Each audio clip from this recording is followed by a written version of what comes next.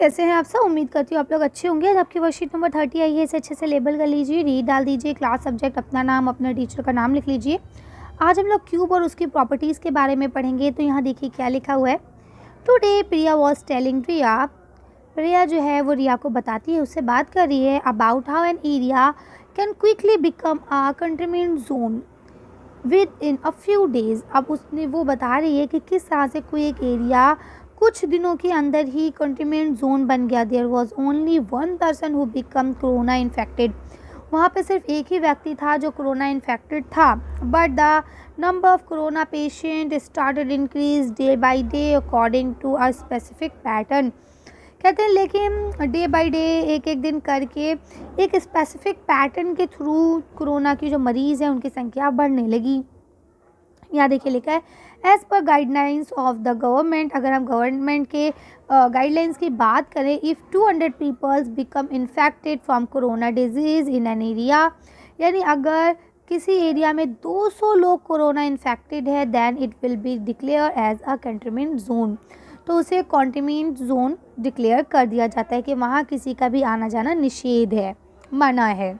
ठीक है, अब जो पैटर्न था वो यहाँ बताते हैं। This pattern was something like this. वो पैटर्न था लगभग कुछ ऐसा। क्या लिखा है? फर्स्ट डे, पहले दिन ओनली 1% इन्फेक्टेड, यानी पहले दिन सिर्फ एक ही इंसान इन्फेक्टेड था। First day only 1 people infected. ठीक है, देन सेकेंड डे क्या हुआ? अब मैं पूरा अंडरलाइन नहीं करूँगी बेटा, क्योंकि मैं आपको समझाने वाली हूँ, इसलिए आप क्वेश्चन को देखते रहें ध्यान से। On second day number of people infected increased by the sum of next two consecutive odd number, यानी अगले 2 odd नंबर के अकॉर्डिंग ये बढ़ता गया। अगले odd नंबर आप लोग समझते हैं ना, जो नंबर 2 से डिवाइड नहीं होते हैं। अगले odd नंबर क्या हो जाएंगे आपके 3 और 5। ठीक है, 2 odd नंबर चाहिए थे, तो यानी कितने पीपल हो गए? 8। ठीक है, अब देखिए नेक्स्ट थर्सडे जो हुआ, अगला तीसरा दिन जब हुआ, तो इन्फेक्टेड पीपल की जो संख्या है वो बढ़ती ही जा रही थी। अगले दिन भी यही पैटर्न रहा कि अगले 3 ऑड नंबर के अकॉर्डिंग वो बढ़ा, यानी कि अब 5 के बाद कौन सा ऑड नंबर होता है? 7।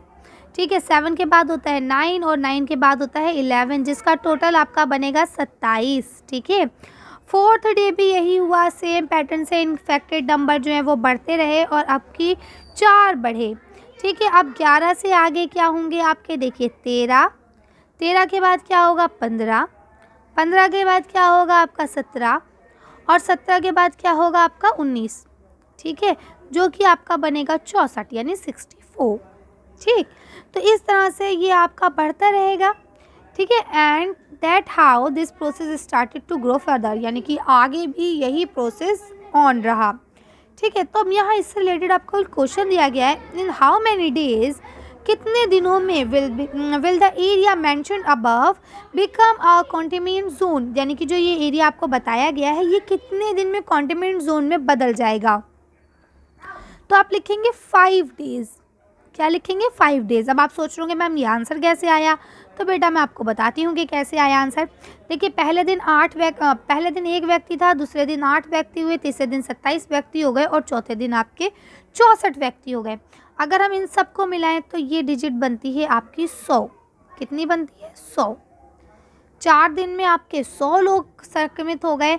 अब अगर हम बात करेंगे 5वें दिन की, तो यही प्रोसेस आगे बढ़ रहा है। तो 19 के बाद क्या होगा आपका? 21 प्लस 23 प्लस 25 प्लस 27 और प्लस 29। ठीक है, और इसका टोटल बनेगा आपका 125। कितना बनेगा? 125। तो अब 5वें दिन में आपके 125 मरीज़ निकले और पहले के 4 दिन मिला के 100 मरीज़ थे। अब आप इन्हें मिलाएंगे तो ये आपके 225 हो जाएंगे, जबकि किसी को कंटेनमेंट जोन बनने के लिए कितने दिन चाहिए, कितने लोग चाहिए? 200। और हमारे पास कितने मरीज़ आ चुके हैं अब तक की? 225 मरीज़ आ चुके हैं, है ना। तो इसका मतलब क्या है? ये एरिया 5 दिन के अंदर कंटेनमेंट जोन में तब्दील हो जाएगा। क्लियर है? आगे चलें। अब देखिए यहाँ लिखा हुआ है, लुक एट द टेबल को देखिए केयरफुली एंड अंडरस्टैंड, और समझने की कोशिश कीजिए। देखिए ये आपके डेज दिए गए हैं ऊपर के अकॉर्डिंगली। ठीक है, यहाँ पर दिया गया फर्स्ट डे में 1 था। अच्छा, ये जो आपने पैटर्न देखा बेटा, ये आपका एक क्यूब का पैटर्न है, ठीक है। कैसे है वो मैंने हिंदी मीडियम में तो पहले भी समझा दिया था, लेकिन अब इसमें ना मैं यहीं आपको इसी टेबल में समझाऊंगी। देखिए, ये नंबर 1 है, दूसरे दिन में 3 और 5 थे यानी 8 हो गए, तीसरे दिन में ये थे यानी 27, चौथे दिन में ये देखिए 64 और पाँचवें दिन में ये देखिए आपके 125। तो पाँचवें दिन में कौन कौन सी डिजिट आएगी अभी मैंने आपको मेंशन कर दी थी। यहाँ आएगी 21 प्लस फिर आएगी 23 प्लस 25 27 और उसके बाद आ जाएगी 29, 125 और ये 5 का क्यूब होगा, ठीक है। कैसे होगा, ये सारे आपके जो है बेटा क्यूब है, परफेक्ट क्यूब है, ठीक है। 1 के क्यूब का मतलब हो गया 1 इंटू 1 इंटू 1, तो देखिए आंसर क्या आएगा 1। ऐसे ये 8 जो है 2 का क्यूब है, कैसे 2 इंटू 2 इंटू 2, तो 2 दूनी 4, 4 दूनी 8, आ गया ना 8। ऐसे 3 का क्यूब 27 निकलता है, देखिए 3 इंटू 3 इंटू 3, 3 3 ज़ा 9, 9 3 ज़ा 27, आई बात समझ में। तो इस तरह से ये आपका कंप्लीट होता है। अब आपके कुछ क्वेश्चन आंसर आते हैं। Now answer the following question, इन क्वेश्चन के आंसर कीजिए। यहाँ लिखा है after the formation of the containment zone, यानी कि अगर हम कॉन्टेनमेंट जोन बना देते हैं, will the number of corona infected patient stabilize और विल बी इंक्रीज और decrease at the same rate. अब बताइए, बोलते हैं कि अगर हम उस जगह को कॉन्टेनमेंट जोन बना देते हैं तो कोरोना पेशेंट बढ़ेंगे, रुक जाएंगे या घटना शुरू हो जाएंगे, क्या होगा। Also explain the reason of your answer, अपने आंसर का रीज़न भी दीजिए।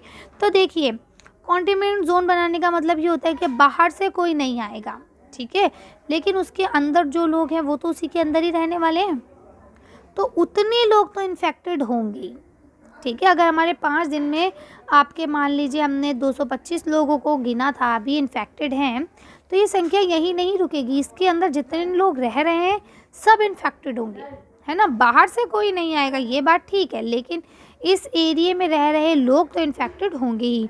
चलिए, तो इसका आंसर देखते हैं कि आप इसका आंसर यहाँ से लिखेंगे, the number will keep increasing until all the people of that area are done because outsider are not allowed in the containment zone, but the people there who are not affected they were taken to the safe place, है ना।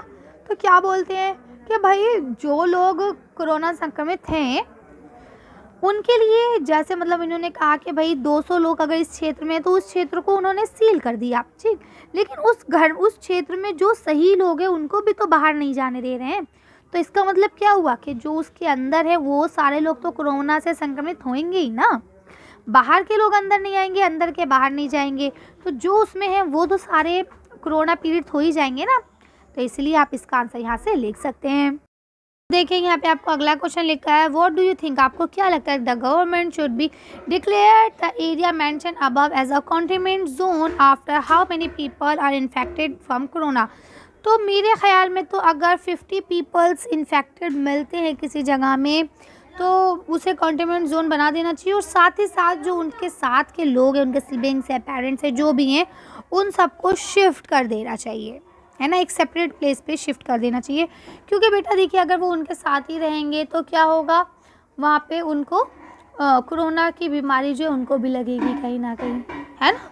तो इसलिए मेरा मानना ये है कि जैसे ही लगता है कि भाई संख्या बढ़ रही है, 50 लोग हो चुके, आपको उन्हें वहाँ से शिफ्ट कर देना चाहिए। आगे लिखा है, if the total number of people residents in the area mentioned above 3025, then according to the above pattern how many days the entering area will be corona infected. अब बोलते हैं कि अगर ऊपर जो एरिया मेंशन किया गया उसमें 3025 लोग रह रहे हैं और ऊपर के ही पैटर्न के अकॉर्डिंग इन्फेक्शन फैल रहा है, तो आपके अकॉर्डिंग क्या लगता है कि वो एरिया कितने दिनों में पूरी तरह से कोरोना इन्फेक्टेड हो जाएगा। चलिए इसका आंसर देखते हैं। तो देखिए बच्चों, आप लिखेंगे फर्स्ट डे, तो फर्स्ट डे में 1 पेशेंट आता है, जबकि सेकंड डे में 8 पेशेंट हो जाते हैं, ठीक है। और फिर आपका थर्ड डे की बात करें तो 27 पेशेंट है, फोर्थ डे में आपके 64 पेशेंट है, फिफ्थ डे में आपके 125 पेशेंट सामने आते हैं, जबकि सिक्स्थ डे में आपके 216 पेशेंट आते हैं। इसके बाद 7, 8 और 9 और 10 अगर हम सारे दिनों को देखें तो यहाँ सबके पेशेंट्स दिए गए हैं, और जब हम 1 to 10 डेज़ के पेशेंट्स को काउंट करेंगे तो हमारे 3025 पेशेंट्स निकलेंगे। ठीक है। तो इसका मतलब हम ये कह सकते हैं कि उस पर्टिकुलर एरिया के जो लोग हैं वो 10 दिन के अंदर पूरी तरह से कोरोना से संक्रमित हो जाएंगे। ठीक है, कर लेंगे। चलिए आगे बढ़ते हैं। अब देखिए यहाँ पे आपको लास्ट क्वेश्चन दिया गया है, does the number of corona infected patients have always increase according to the above mention pattern or can there will be another pattern or can be the number corona patient increase without any pattern. Confirm your answer. अब बोलते हैं कि आपको क्या लगता है कि सचमुच कोरोना के जो नंबर हैं वो इसी पैटर्न से बढ़ते रहेंगे जो पैटर्न आपको मेंशन किया गया है, या किसी और पैटर्न से भी बढ़ सकते हैं, या बिना किसी पैटर्न के बढ़ते हैं। तो देखिए अगर हम बात करें तो कोरोना के जो नंबर हैं वो किसी पैटर्न से नहीं बढ़ते हैं। जो भी लोग एक दूसरे के टच में आते हैं, एक दूसरे के कांटेक्ट में आते हैं, वो कोरोना पॉजिटिव हो जाते हैं, है ना।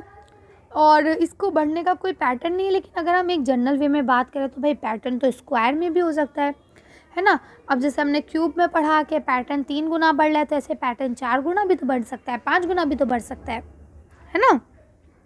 तो पैटर्न भी कुछ भी हो सकता है। चलिए तो इसका आंसर देख के वीडियो को हम फिनिश करेंगे। तो देखिए आप इसका आंसर यहाँ से लिख सकते हैं, it is not necessary to grow in this pattern, they can how 4 time और 5 टाइम्स फास्टर। कहते हैं ये ज़रूरी नहीं है कि ये इसी के हिसाब से, यानी कि जो आपको पैटर्न दिया है क्यूब वाला, ज़रूरी नहीं है कि ये क्यूब पैटर्न से बढ़े यानी 3 टाइम्स इंक्रीज़ हो। ये भी हो सकता है कि आपका 4 टाइम हो, ये भी हो सकता है 5 टाइम्स हो, और ये भी हो सकता है कि भाई 2 टाइम्स हो जाए, है ना। क्योंकि वैसे आपको पता है कि कोरोना के बढ़ने की कोई डर नहीं है, कोई पैटर्न नहीं है। जो जो लोग संपर्क में आते हैं उनको कोरोना हो जाता है। ठीक है, चलिए तो आज की वीडियो को हम ये खत्म करते हैं। आज की वर्कशीट में बस इतना ही। अगर आपको हमारी वीडियो पसंद आई हो तो प्लीज़ इसे लाइक और शेयर करें। अगर अभी तक आपने हमारे चैनल को सब्सक्राइब नहीं किया तो प्लीज़ हमारे चैनल को सब्सक्राइब करें। Thank you for watching.